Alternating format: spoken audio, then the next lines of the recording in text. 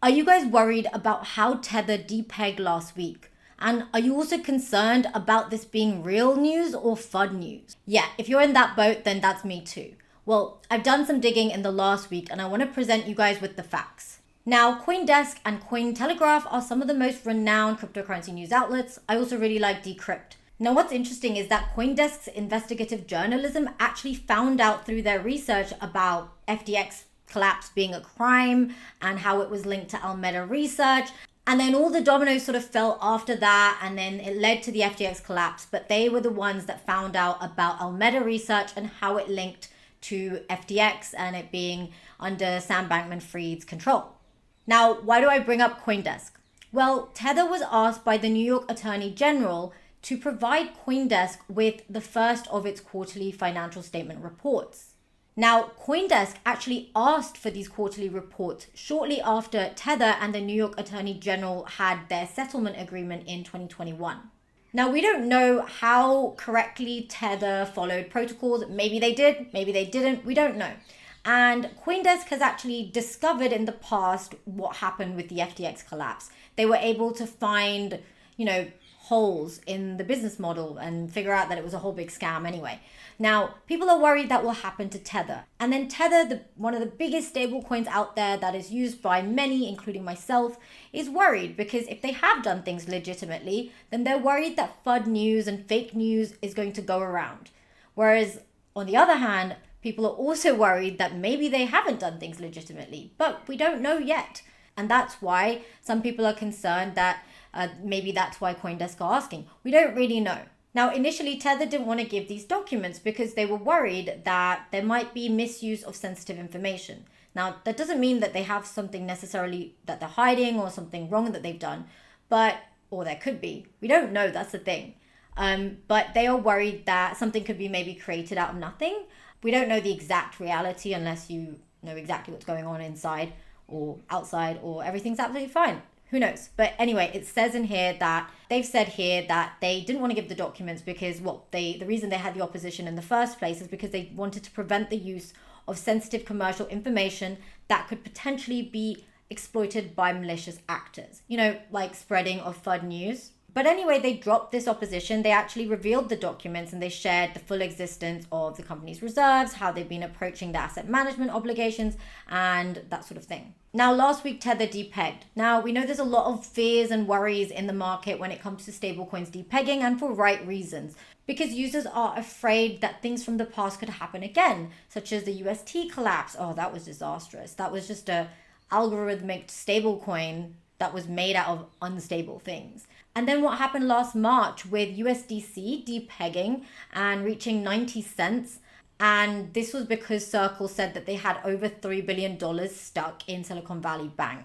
So people are naturally going to be more worried about the stability of a stablecoin, especially given that we've seen some catastrophes in the past. Now, the USDT stablecoin depegging has been a little bit less problematic as some of the things we've seen in the past, but I hope that it really is just FUD news and that the depegging is not going to impact us in the long run or the entire USDT ecosystem.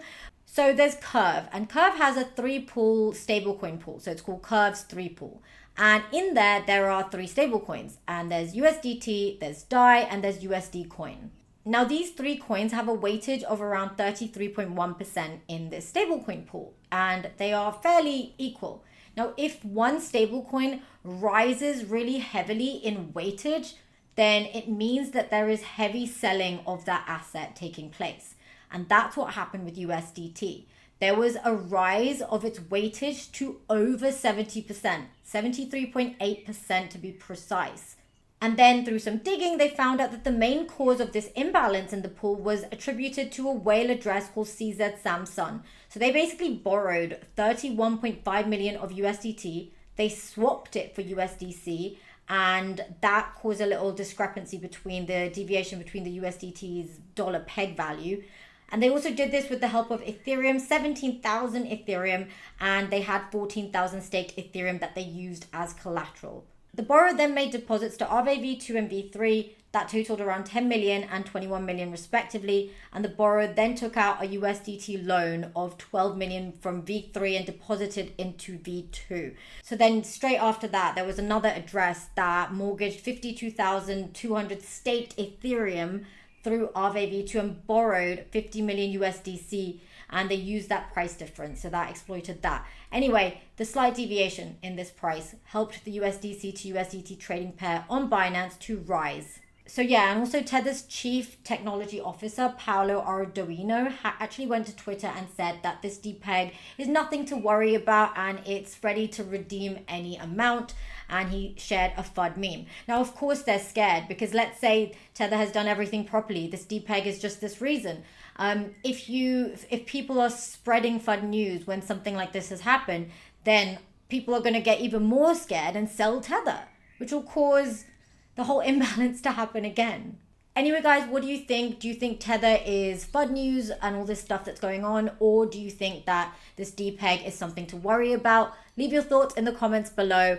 I'm exploring both perspectives. I don't know what the reality is, and mostly, unless you're in the industry behind the scenes, most people don't know. Which is why, in a way, I do like investigative outlets like CoinDesk, where they can debunk the truth. Now, we don't know. Maybe Tether is doing everything right, and I really hope so because I rely on USDT a lot. Anyway, guys, I hope you enjoyed this video. Remember, this is not financial advice. I have a background in finance, and these are just my opinions, but I'm not a financial advisor. So if you want financial advice, go consult a financial advisor. So yeah, make sure you do your own research, and I will see you guys in the next video. Oh yeah, and don't forget to subscribe.